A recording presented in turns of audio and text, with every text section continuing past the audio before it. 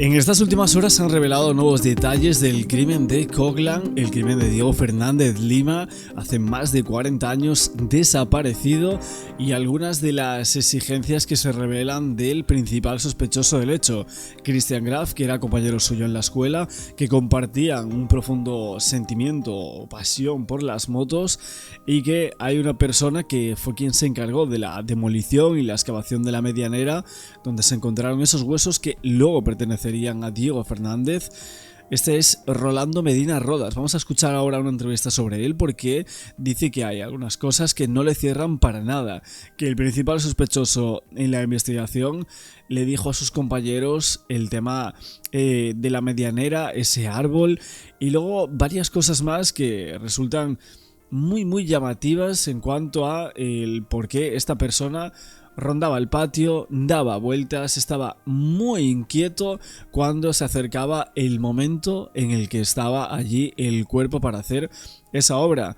La lió, realmente él sabía que estaba ahí ese cuerpo y aún así decidió hacer esa obra. Estará, vamos a comentar, como retorciéndose en la cama diciendo por qué no paré esa obra para que no se encontraran esos huesos. Pero en verdad es un poco lo que la fiscalía cree. La fiscalía sí que sigue creyendo que el señor Christian Graf sabía perfectamente que esos huesos estaban allí por ciertos indicios y comportamientos que revelaban pues que él sabía que allí había algo, ¿no? Y obviamente ahí lo que había era el cuerpo de Diego Fernández Lima, una persona que sí conocía, ahora dice que ya ni siquiera se acordaba de él, y que desapareció a 10 minutos andando de la casa de Christian Graf, o mejor dicho, la última persona lo vio a 10 minutos de esa casa, donde finalmente se encuentra y donde la investigación cree que allí le dan muerte. Vamos a ver la entrevista a este señor, que era el jefe de la obra. Y ahora seguimos dando más noticias. Los albañiles son los que no encuentran Bien, bueno, vos participaste en la demolición. A los restos. Yo hice la demolición, okay. Hice la excavación para la medianera. Ah, ok. Pero no, yo no soy la persona que encontró. No, ya lo sé, se llama Cristian Chucky, hablamos ayer, yo ya sé. Escúchame, yo hablé con él ayer, ya lo sé. Pero digo, ¿de qué participaste? Contanos esto un poco. Yo hice Rolando. Lo que es la demolición y, o sea, de todo lo que es la casa, después bajar el terreno a nivel vereda y hacer la preparación de las bases para la medianera. Bueno, vos participaste en la demolición. A los restos. Yo hice la demolición. Este vecino, el que supuestamente sería el responsable, ¿vos fuiste testigo de este acercamiento? Yo no sé si es el responsable o no, pero, o sea, hay mucha que no cierran, ¿viste? Muchas cosas que él dice que no cierran. Porque claro. ¿Vos lo veías rondando, digamos, por ahí esta persona? No todo el tiempo, no todo el tiempo. Durante la demolición no parecía. ¿Pero qué cosas no cierran de lo que vos nos podés decir, Rolando? Y lo que pasa que yo tenía prohibido arrancar o tirar un arbolito que estaba en la medianera. O sea, de un principio me dijeron que ese arbolito trate de esquivarlo, pero ¿Quién te lo pidió? ¿El vecino o te lo pidió uno de tus jefes? Primero me lo pidieron de la constructora y o sea, después se acercó en el día que yo estaba haciendo ya la marcación para la medianera, es donde se acerca, ahí donde él sale, el hombre sale. ¿Y qué te dice? A mirar. Justamente a mí no me dice, pero vuelvo a recalcar el tema del arbolito, que tengamos cuidado que con el arbolito. No sé qué arbolito era, pero si me van a hacer una medianera nueva en mi casa y tengo un limonero, tengo lo que sea y molesta, lo saco. No, claro. ¿Y qué tan cerca estaba el árbol de donde aparecieron los restos? Y te digo, mira, con esa actitud te voy a mentir, pero estaba cerca, estaba bastante cerca. Estaba bastante cerca. ¿El árbol estaba pegado a la pileta? Entonces nosotros no lo logré divisar. ¿Estaba cerca de la pileta? Adelante, un poquito más adelante de la pileta. Ah, más adelante. Y cuando encontraron los... Bueno, ¿y realmente qué es lo que querían hacer aquí? O sea, en esta obra. Ya por saber, ¿no? Por preguntar, porque vemos como esta persona, que es el jefe de demolición y demás, está hablando otra vez del tema del árbol. O sea, los testimonios que tiene la fiscalía también es un poco en relación a esto. Y también de que lo veía muy nervioso en ciertos momentos. Los restos. ¿Vos escuchaste que él se acercó, lo viste cuando él se acercó, o vos en ese momento no estabas? No. Yo en ese momento no estaba. Pero lo que tengo entendido es que él no estaba. El que le avisaron fue creo que la hermana, una señora mayor, le avisaron y... Sí, la mamá tengo entendido que es. O bueno, la mamá. Sí, la hermana. Ingrid, Ahí está, Ingrid. la hermana. Ahora, ¿vos participaste o escuchaste cuando él iba a pedir arena, piedra? ¿Lo viste en algún momento? Porque otros laburantes relataron esto. ¿Vos participaste? ¿Viste algo de eso? No. A ver, también lo extraño es que la hermana llegó por allí y empezó a dar como otra hipótesis también, que no sé si la dio el propio Christian Graf, porque dijo que tiempo atrás en aquel lugar había una iglesia llamada Santa María. Esto es lo que dijo la hermana, que se llama Ingrid Graf, que creo que es la que sale en los vídeos de televisión. Pero básicamente lo que quería dar a entender esta mujer es que los huesos podían ser de una persona enterrada en aquella época que funcionaba ese templo, antes de que su familia se instalara en esa propiedad que a día de hoy habitaban los Graf. Repitió esas hipótesis formuladas también por su hermano justo el día del hallazgo, y ese inmueble, situado en Congreso 37 y 42, fue la primera sede de la parroquia de Santa María de los Ángeles, que es como una obra de la congregación capuchina que hoy funciona en Rómulo Nahón al 3200, pero estaba a tan solo 400 metros de distancia de su lugar. Aún así, los huesos no habían sido enterrados en la época en la que funcionaba la iglesia, por lo cual esa hipótesis quedaría totalmente descartada, que fue una de las principales hipótesis que dio la familia de Christian Graf, por lo cual resulta cuanto menos muy extraño, ¿no? que tengamos como esa explicación cuando realmente no podría ser, ¿no? No, yo eso no vi nada, o sea, no vi que se haya acercado, o sea, se haya metido adentro de la obra, porque, o sea, mi función ahí era, digamos, la primera etapa de lo que es todo de demolición y preparación de terreno como para después empezar la construcción.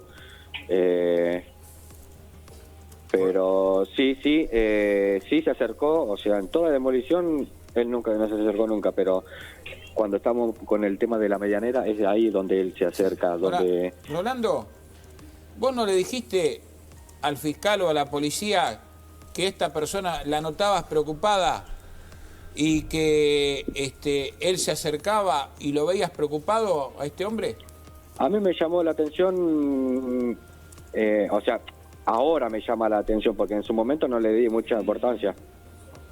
Pero es cuando empezamos a hacer la preparación para la excavación de la medianera, es donde él se acerca, donde él aparece, donde él ronda ahí por el patio. No es que se sentó y empezó a... No, él estaba rondando, digamos... Estaba merodeando ahí. En el fondo. Rolando, exacto, es como que mirando todo. A sí. ver, déjame pasar algo en limpio. La demolición o la excavación no era solamente al lado de la medianera. Fue una excavación, una demolición que ocupó gran parte del lote y que mientras estaban en todo el lote no pasaba nada. En cuanto se empezaron a acercar a la medianera, es ahí donde empieza a merodear.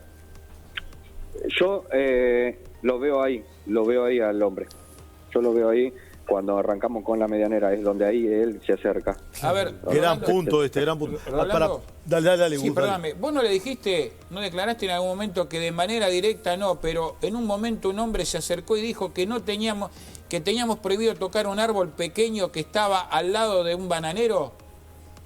Yo nunca dije de al lado de un bananero, yo hablé de que tenía prohibido tocar un arbolito, o sea, que teníamos que esquivar ese arbolito. Ahí está. Pero era imposible esquivar el arbolito si estaba justo en la línea de la medianera. Sí. Claro, es increíble cómo hay todos esos indicios de encubrimiento para que no se encuentre ese cuerpo, ¿no? Inquieto cerca del lugar donde estaban los huesos, le prohibía tocar y arrancar ese arbolito, aparecía por allí de repente, cuando se encontraron los huesos dio hipótesis rarísimas de todo, o sea, muchas teorías, después la hermana igual, no sé, cuanto menos sospechosos todos los que vivían en esa casa. Rolando, vos has participado, me imagino hace mucho tiempo estás en el rubro, has participado de otras demoliciones, ¿no? Me imagino. Sí. Sí. ¿Alguna vez te pasó una circunstancia análoga o no? Mira, hemos encontrado un montón de cosas antiguas, un montón de en las excavaciones, pero no, así no. Sí, nunca. Me imagino, probablemente Nunca. también restos de animales, ¿no? Perros. De ¿no? animales, sí, ¿qué más? O sea, uno lo ve, o sea, se distingue esas cosas, o sea, yo por lo que veo cuando hago una excavación en la tierra, distingo lo que es un hueso de un animal, ¿viste? Te das cuenta a simple vista, digamos. Sí, aparte, como que decía también que pudo haber llegado cuando rellenaron la pileta. Cuando rellenaron para nivelar la pileta con la tierra, dijeron que entraron. Es mentira eso. Eso te iba a preguntar. A ver, también otra información que salió es que supuestamente Christian Graf faltó 4 días a la escuela desde el día que desaparece este chico Diego Fernández Lima. Entonces habría que averiguar el por qué falta esta persona a la escuela y si la familia de Graf tendría algún tipo de conocimiento por la muerte de Diego Fernández Lima. Por lo cual, si es que aquí hay que sacar muchas conclusiones, ¿no? Estaban peleando realmente, había una escena ahí importante y Christian Graf en ese momento sabía que había pasado algo con este chico y por eso falta al colegio desde el día que desaparece Diego Fernández. Cuando cargas un camión, o sea, yo cargo todo el tiempo camiones con la máquina. Sí. Yo veo lo que cargo, lo que entra dentro del balde de la máquina. Claro. Y cuando vuelca un camión, también se ve de lo que cae de arriba del camión. Es imposible haber metido un cuerpo ahí adentro con el balde de una máquina sin darte cuenta. Claro, y también es imposible que haya caído de un camión sin darte cuenta. Rolando, ¿sabés que Daniel, que fue el licenciado de Seguridad y Higiene, que entiendo que trabajó contigo, estaba ahí, Sí. nos contó, lo mismo está diciendo vos, capaz que vos se lo dijiste a él, porque él lo contó igual, de que si un camión con tierra hubiese contenido huesos, la persona que lo cargaba o descargaba lo hubiese rápidamente identificado, ¿no? Exacto. O sea, en el momento que se carga o en la misma descarga. Aparte, no es que en una descarga yo supongo que tenía que haber desparramado la tierra. ¿Me entendés? O sea, cuando vos desparramás una tierra, encontrás, o sea, le saca, si tiene piedra, saca piedra, o sea, si querés para un jardín, ¿no? A ver, como tal, la hipótesis principal que podemos estar comentando aquí acerca de este caso, lo que está pensando la fiscalía es que el chico, una persona muy joven, compañera de escuela de Diego Fernández Lima, fue el asesino y que la familia evidentemente lo encubrió. O sea, si el chico de 16 años en aquel momento fue autor de los hechos, sería casi seguro que la familia lo encubre.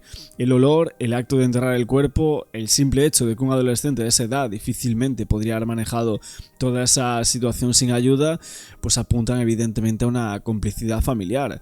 Sería probable también que los padres, por instinto de proteger a su hijo o por miedo a las consecuencias, se volvieran los cómplices de un crimen que no cometieron directamente. Entonces tenemos a alguien que lo cometió y a una familia que presuntamente lo encubrió. Esta es el espacio de hipótesis que tenemos a día de hoy de este caso. Pero es imposible que haya entrado en un camión sin que nadie se dé cuenta. Sí. ¿Lo notaste nervioso el día que te fue el día que fue a decir lo del árbol? Inquieto. No sé si nervioso, inquieto porque, o sea, yo nunca lo vi en el fondo, digamos, de la casa mientras estábamos haciendo la demolición. llegamos en ese momento y es donde él aparece, donde él da vuelta, agarra, qué sé yo, la manguera que tenía en el patio, acomoda, haciendo cosas que... Claro. que A por ver, ahí, qué sé yo, no sé, Rolando, si- ¿cuánto tiempo duró la demolición? Para tener una idea, porque es interesante este planteo. ¿Cuánto tiempo duró la demolición? ¿Cuántos días aproximadamente estuvieron trabajando? Mira, la demolición yo la arranqué y la terminé yo, así que... y una semana, un poquito más de una semana. Ok. Y si en mal esa no semana recuerdo. casi no apareció. Recién apareció cuando se acercaron a este árbol, cuando se acercaron a la medianera. Cuando tuvimos que sacar lo que es el tejido viejo que tenía él como medianera Claro. y marcar, digamos, hacer la excavación para hacer la base. ¿Qué había? de la ¿Un tejido medianera. nada más? ¿Había que era un cerco vivo en ese momento? Era un tejido con algún tipo de enredadera que limitaba la visión, digamos, hacia el otro lado. Pero no tenía tapial nada, era un tejido nada más. Claro. Recién ahí se acercó entonces. La preocupación empezó cuando supuestamente se empezaron a acercar. A ver, la preocupación era el árbol. No Mira, me toquen el árbol. Exacto. Y al lado del árbol estaba el cadáver. Es que antes de que aparezcan los restos de comer los restos humanos, a uno nunca no le va a llamar la atención que esté el vecino mirando. Claro. O que, o sea, No, vino claro. la atención en ese momento. Claro. Claro, eso sería a posteriori, que luego te das cuenta y dices, ostra, aparecieron aquí estos restos humanos y había un señor comiéndonos la oreja, ¿no? Mordiéndonos la oreja prácticamente, ¿no? Diciendo, cuidado aquí, cuidado este árbol, ahora esto, ahora vengo aquí, justo en este momento digo esto otro. Las hipótesis es a posteriori, cuando luego piensan y dicen, ostra, pero si este señor estaba aquí haciendo todo esto. Claro, esa es un poco la clave, ¿no? de esto. También hay que hablar de que el abogado dio algunos detalles que, bueno, intentaba como salvar a su defendido, en este caso al señor Christian Graf, diciendo que él no tenía nada que ver, que no se acordaba de Diego Fernández, y también dijo algo así como que él fue quien llamó al 911. Bueno, no él, sino la familia de Christian Graf fue quien llamó al 911, entonces que por ahí no había entorpecimiento. Bueno, si llamaron al 911 pero no fue Christian Graf y ahí hubo algo raro. Y también dijo algo así como que Christian era evangelista o algo así, que básicamente con ese acceso a esa calle, ese cuerpo hallado en esa medianera en el año 84 no tenía muro, sino que era una división natural, y que tranquilamente lo pudieron haber matado en otro lugar y haberlo llevado ahí para enterrarlo. Pero en en el 84 ya vivía ahí la familia de Christian Graf, ¿no? Es bastante llamativo, ¿no? Y aunque no se sentasen en los mismos grupos, no fuesen a los mismos sitios, tenían sí algunas rutinas, alguna pasión, como el tema de las motos, y ahora dicen... su abogado dice que Christian era evangelista, que no se iba a ningún lado, que era el típico chico de casa y que había un contexto en donde no se estaba teniendo en cuenta que acababan de salir de la dictadura, que en ese momento tenía 17 años recién cumplidos, al igual que Diego. 17 años, bueno, hemos visto crímenes también de esa forma, ¿no? Con 17 años puedes terminar con la vida de alguien. Ahí me cerraron un par de fichas que digo... por algo no quería que toquemos el arbolito. Claro. ¿Me entendés? O sea, qué sé yo, no sé. Que un vecino esté observando la demolición en la casa contigua es hasta lógico, ¿no? No se va a desentender, ¿no? Esto es lógico. El tema es que él estaba tan preocupado porque había un cadáver en el lugar. Este es el tema, ¿no? El hallazgo, vos comenzás a unir un montón de cabos sueltos que tenías, ¿no? Claro, o sea... mira, si fuera en un terreno que vos decís que pasaron varias familias que estuvieron... Claro, pero vivió siempre él. Pero una sola familia Claro. durante años, o sea, y no sabés lo que tenés en el fondo de tu casa, es imposible. Totalmente. Es fundamental lo que acaba de decir Rolando. Pero fundamental bueno, lo que acaba de decir. Fundamental. Rolando, y una vez que terminaste... El jefe de la demolición lo tiene clarísimo, ¿eh? Y él es el que estuvo allí. Con tu trabajo de demolición. La obra se detuvo, vos ya te desentendiste de la misma, ¿cómo es eso? Porque la obra está parada ahora. Mira, yo tengo que, después de la demolición, se espera el permiso para la excavación para empezar la obra. Primero en 2 etapas, sería demolición, después avance de obra. Sí. Nosotros tenemos que volver para hacer la excavación de lo que es la base para el edificio. Pero yo no sé si ahora cómo continúa eso, no sé. Lo que sí, cuando yo me enteré de eso, lo primero que se me ocurrió es, sacar la máquina. O sea, había que sacar la máquina de ahí porque donde me queda metido la máquina ahí adentro, no trabajo más, ¿me entendés? Claro. Que no se aclarezca, no me claro, herramienta de trabajo. Puede quedar sujeta a peritaje. Bueno, aparte de este testimonio de el jefe de demolición, también los albañiles hablando un poco sobre esto, como que todos más o menos tienen las mismas hipótesis y han compartido las mismas informaciones con las televisiones y con la fiscalía. Por lo tanto, vemos que no está mintiendo aquí para inculpar a nadie, ¿no? Esto es un poco también clave. Y luego el fiscal que está a cargo de la investigación ha citado a declarar también a otros excompañeros de secundaria para reconstruir cuáles eran los vínculos de la víctima y ver si realmente había algún tipo de vínculo o problema con la familia Graf, que es donde aparece el cuerpo de este chico. Seguiremos viendo más cosas y ahora con más noticias del caso de Diego. Porque encontraron una etiqueta de la marca de la campera de Jean. Así que, dato fundamental que tuvieron los investigadores. El corbatín que lo ubica como el posible alumno de ese colegio secundario. Sigo. El otro elemento que se encontró, que fue un poco confuso, y hasta se pensó en la posibilidad de que se tratara de una persona de origen oriental, es una moneda de 5 yenes. Esa moneda de 5 yenes, por supuesto, había sufrido todo un proceso de oxidación por el contacto natural con la tierra y por el paso del tiempo, y lo que se analizó es la posibilidad de que fuera un oriental, pero luego se comprobó que en realidad esto se usaba en algún momento como una especie de amuleto de la buena suerte. Un colgante. Y de hecho estaba usado como un colgante. ¿Vieron que hay gente que lleva $1, por ejemplo, en la billetera que dice que te trae suerte? Una monedita con una cadenita. Una moneda con una cadenita. ¿Por qué era un yen japonés? Bueno, se cree que puede haber sido por una cuestión de este amuleto de la suerte. Así que acá teníamos otro elemento que es un elemento particular.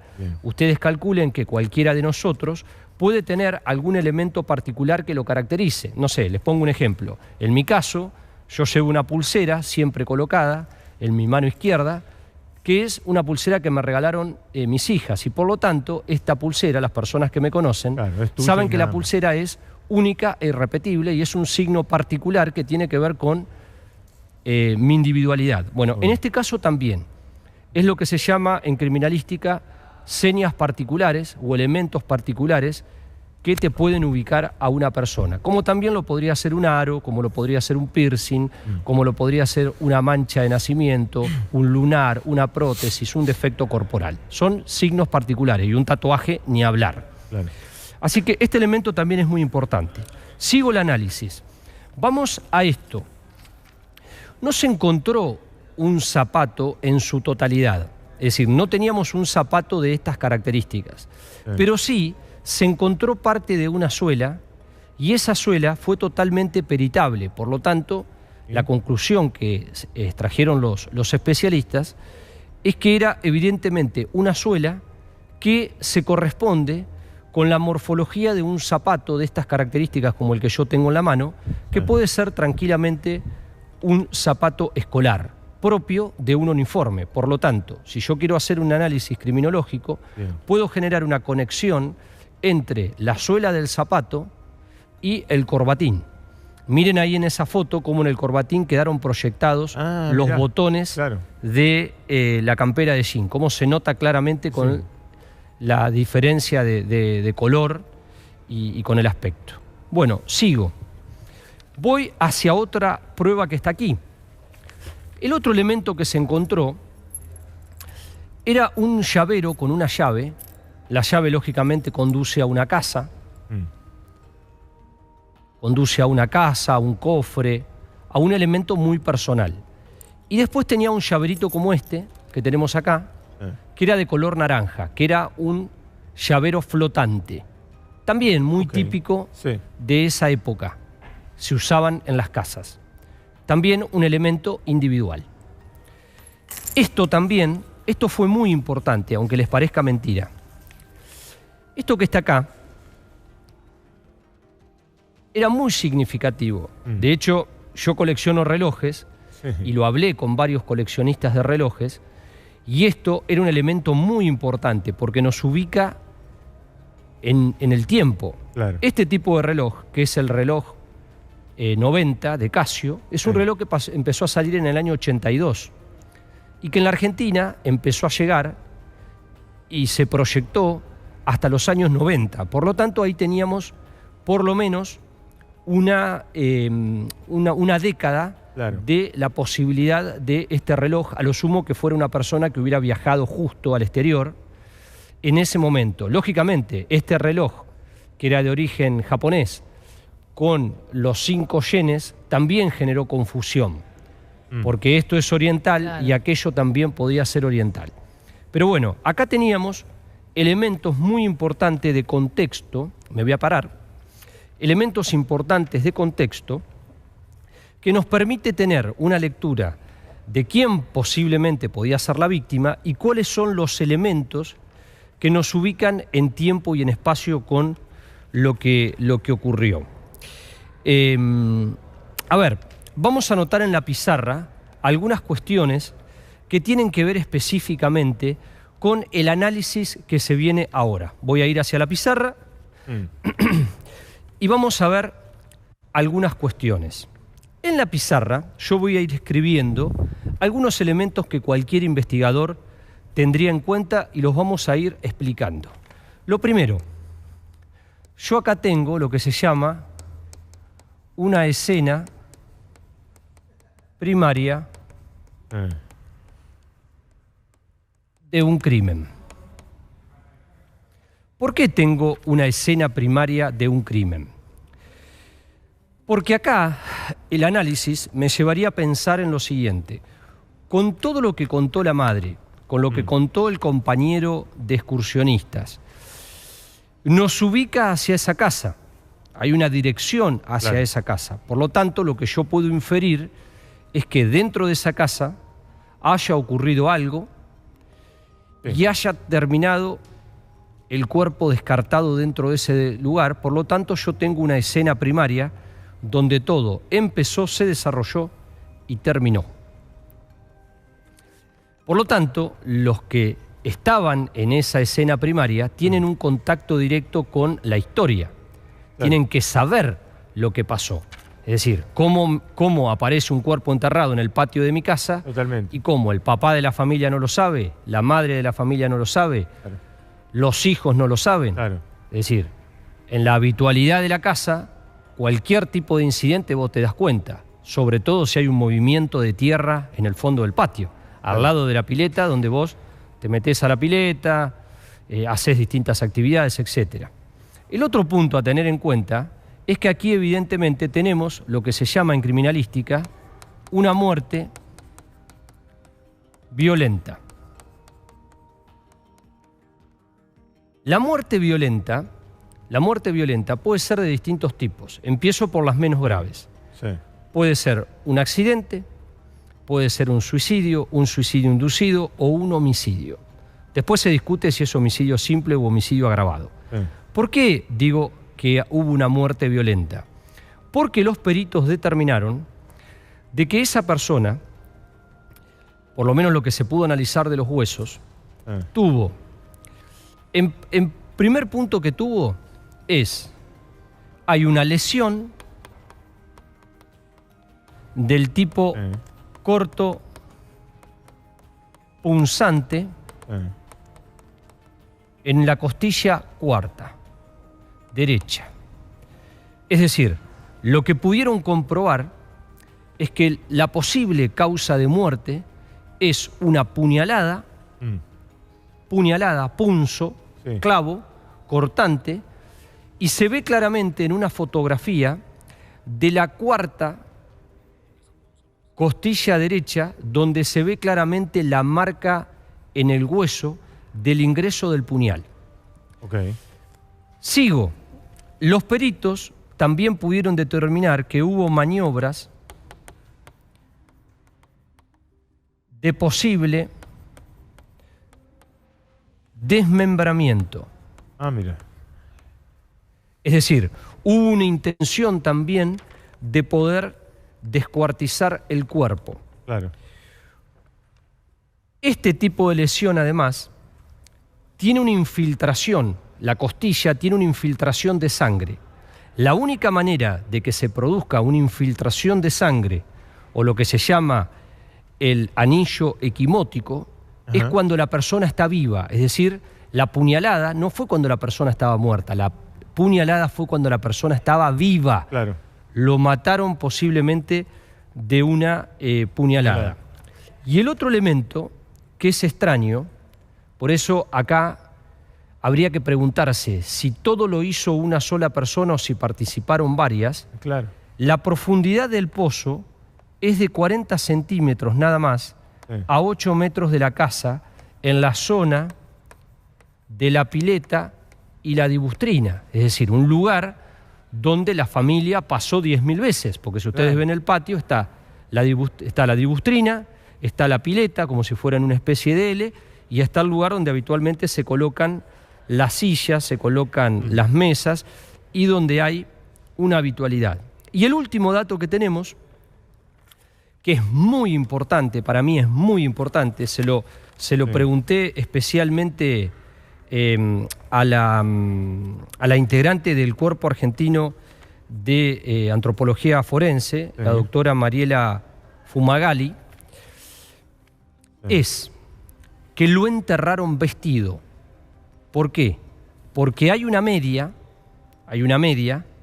me voy a ir sobre el esqueleto, lo voy a hacer lentamente para no complicarlo al director, voy a ir despacito hacia el esqueleto para mostrar un elemento muy importante. Miren, aquí tengo el pie. Si yo tengo una media, voy a usar el pañuelo para explicarlo. Miren, dejo acá la hoja. Si yo tengo una media, utilizo el pañuelo para explicarlo. La media hace una cobertura del pie. Claro. Y por lo tanto, si yo encuentro una media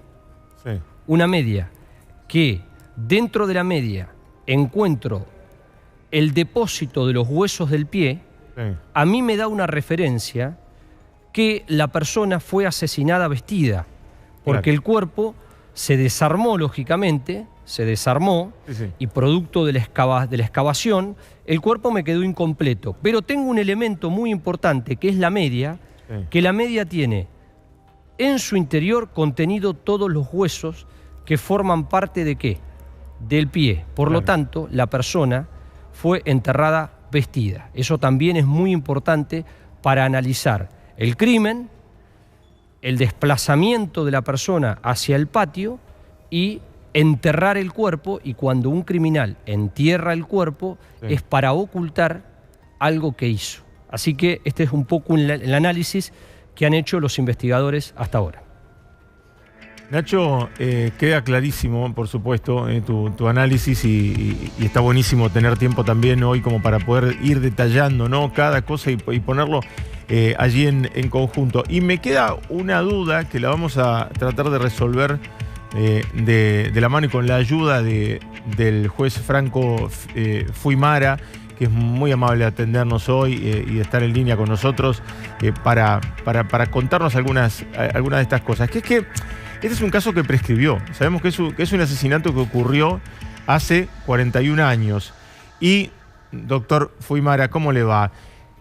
¿Hay algún Buen tipo día, Santiago. ¿Cómo anda? Día, ¿Hay algún Paula. tipo de condena al que se puede llegar? Esto es un proceso que está absolutamente cerrado. ¿Tiene sentido continuar una investigación alrededor de un asesinato que ocurrió hace 41 años?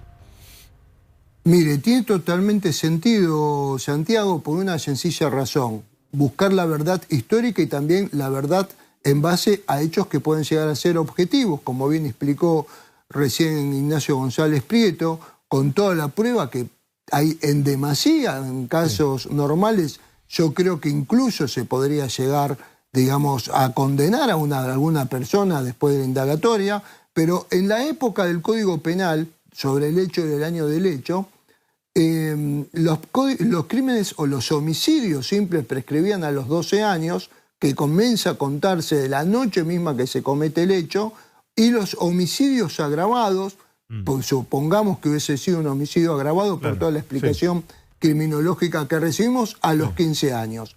¿Cuál es la posibilidad? Porque una vez que prescribe, el Estado es como que deja de tener interés, y esto lo basa paradójicamente en algo que es muy contradictorio, que es seguridad jurídica para que una persona sepa hasta cuándo lo va a perseguir el Estado. Pero siempre se olvidaron históricamente, con un código penal viejísimo de más de 100 años, que la víctima también es parte de un proceso y que es parte importante con equilibrios de derecho con las últimas décadas que hay que tener presente. ¿Cuáles? Dos cuestiones que yo siempre planteo, incluso lo dejo en la universidad donde doy clase, en la Universidad Nacional de La Matanza, siempre a disposición de todos los alumnos, y con esto se logra una ley de juicio en ausencia oportunamente, que no viene de la cuestión, pero sí en este caso de un chico que jugaba paralelamente conmigo el fútbol, en excursionista, en ese momento. Se puede hacer un juicio de la verdad que no va a generar una responsabilidad penal. Acá hay una vulneración a derechos humanos de las víctimas, que son parte importante del proceso, y en base a lo que acontezca de este juicio sobre la verdad, que se hicieron por los crímenes de la dictadura, pero en este caso por un crimen aberrante, supongamos un homicidio agravado, entonces sí se podría llegar a realizar y saber la verdad. Y esto podría llegar a generar nuevamente consecuencias penales al respecto de lo que surja en ello, pero no una pena en sí por el crimen de homicidio. Discúlpenme la cancha del micrófono. Nacho, sí, tenías una pregunta para el doctor. Doctor, con todo el elemento que hay, con toda la carga probatoria que tenemos, ¿qué posibilidades le ve usted de la continuidad de parte del fiscal López Perrando, que es un fiscal muy bueno, que es un fiscal con muchísima experiencia, y además la familia está muy agradecida porque acá hubo un compromiso absoluto de poder descubrir todo lo que pasó? Es decir, si la Fiscalía no hubiera trabajado con la seriedad que trabajó, hoy no tendríamos todos estos elementos que acabamos de demostrar. Hay dos cosas que usted manifiesta muy bien. Primero, la instalación de los medios muy positiva por lo que fue la llamada causa Cerati, ¿no? Que si no quizás no hubiese pasado esto. Y número dos, el fiscal por excelencia, que es el doctor Perrando, como bien manifestó, que trabaja muy bien, lo está haciendo realmente la experiencia profesional, que me lleva con más de 40 años en la justicia, así que lo está haciendo con creces, y también puede surgir en base de esto, y lo que puede acontecer, ir por el lado de la imprescriptibilidad de la acción con pedido de nulidades, muy difícil que quizás pueda llegar a ser sancionado, pero tenemos una cuestión importante acá que podemos manifestar y se puede llegar a luchar al respecto jurídicamente.